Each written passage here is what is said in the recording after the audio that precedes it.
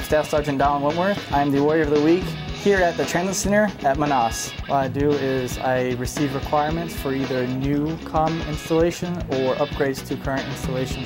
Some stuff we have on hand or we have left over from previous requirements. I think it's a big portion of what we do. It's kind of a behind the scenes, behind the curtains kind of thing, if you will. I get all the moving parts going, I get them organized. It's very important for morale, but also making sure business gets done as usual. When you see the customer's requirement all the way through and they come and thank you for it, it gives you a sense of pride.